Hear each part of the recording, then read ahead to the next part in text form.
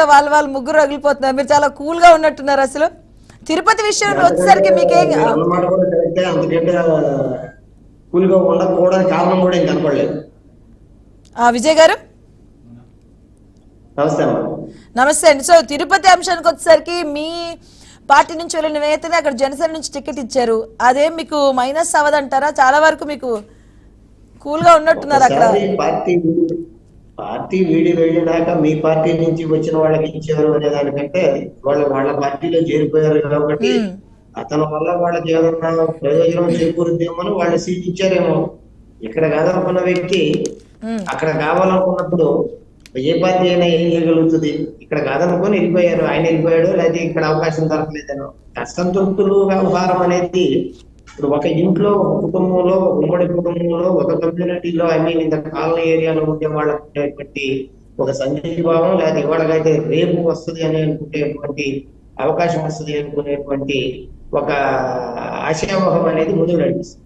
ఇక్కడ ఏం జరిగిందంటే ఇప్పుడు 175 సీట్లలో 21 సీట్లు పవన్ కళ్యాణ్ గారు, ఒక 10 సీట్లు మరి బీజేపీ తీసుకోవడం అనేది ఆ నెంబర్ చాలా చిన్న నెంబర్. ఇన్ సెన్స్ 170లో 182, 162 ఆ సైజ్ ఆఫ్ నెంబర్. ఆ సైజ్ ఆఫ్ నెంబర్ లో ఇక్కడ కంట్రోలింగ్ ఫ్యాక్టర్ అనేది టీడీపీ. ఇక్కడ మీరు ప్రత్యేకంగా గమనిస్తే ఏదో ఒకళ్ళు ఇద్దరికో పార్టీలు మారిన అందులో వైసీపీ వాళ్ళు ఉండుండొచ్చేమో. పార్టీలు నిండాక వాళ్ళు వైసీపీ వాళ్ళు ఎందుకు అవుతారు? ఎక్కడో ఏ పార్టీ నుంచి బయటకు వెళ్ళిన తర్వాత కొత్త పార్టీలో చేరడం అనేది మనం అన్ని చోట్ల చూస్తూనే ఉన్నాం. కాకపోతే ఒక అసంతృప్తులు లేరు అనేటువంటిది ఏ పార్టీలోనూ కూడా జరగదు. రాజకీయాలకి భిన్నంగా మాట్లాడితే ఇంకొకటి ఏంటంటే 2-3 అంశాలు ఇక్కడ తెర మీదకి వచ్చాయి. స్థానికత, అవకాశం దొరకపోవటం, పనిచేసిన వాళ్ళకి అవకాశం దొరకపోవటం, లేకపోతే గెలుపు గుర్రాలు, ఇటువంటి పదాలు ఈ మధ్యకాలంలో 10 ఏళ్ల నుంచి 15 ఏళ్ల నుంచి అంటే రాను క్రమక్రమేణా ప్రతి రాజకీయ పార్టీ వాడతా ఉంది.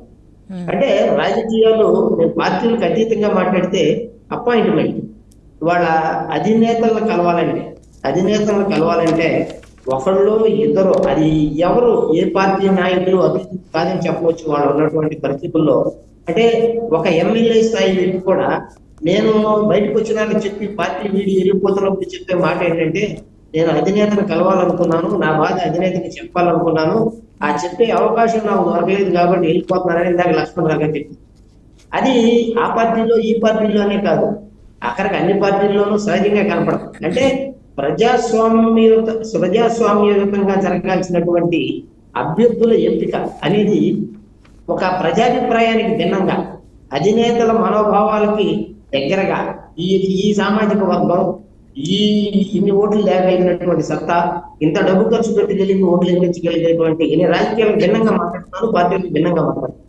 ఇటువంటి పరిస్థితుల్లో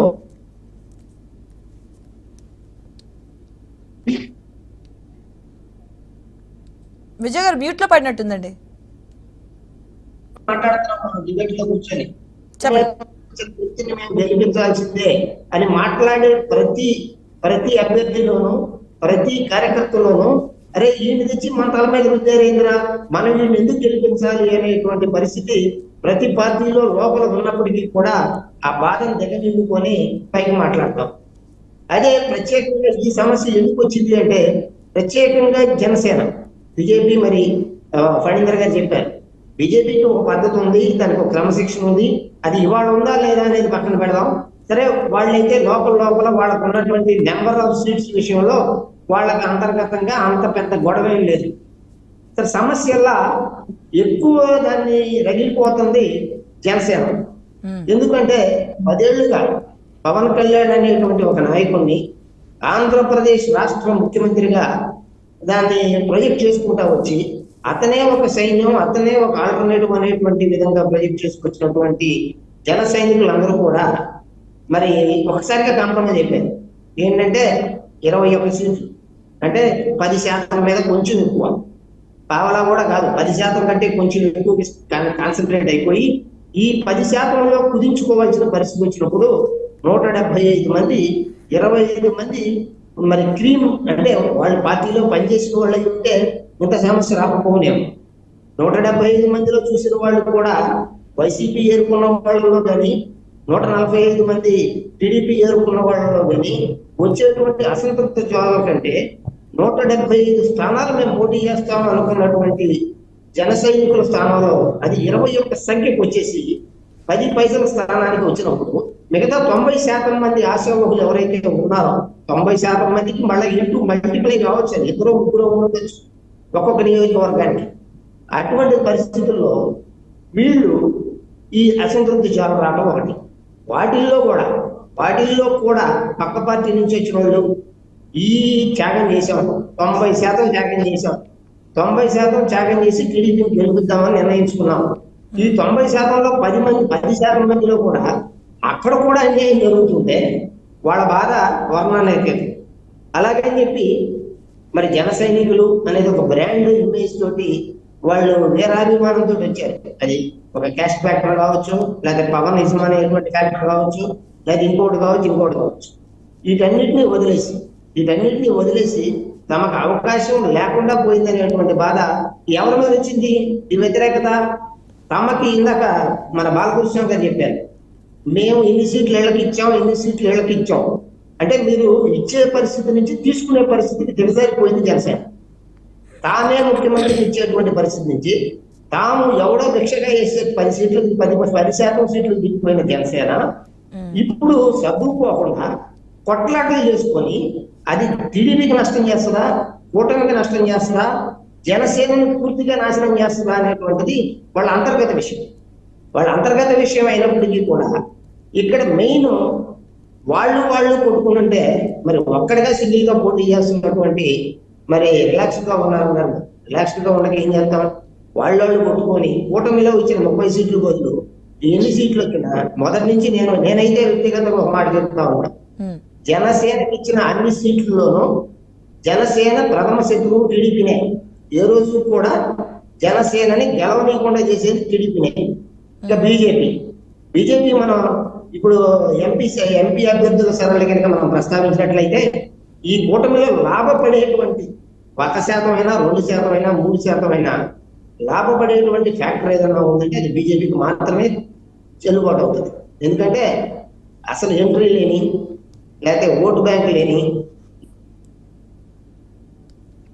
చెప్పండి. మ్యూట్ లో పడిందండి విజయ్ గారు మ్యూట్ లో పడింది, ఒకసారి చెక్ చేయండి. ఆయన అనవసరంగా మాట్లాడాలని మ్యూట్ లో పడింది.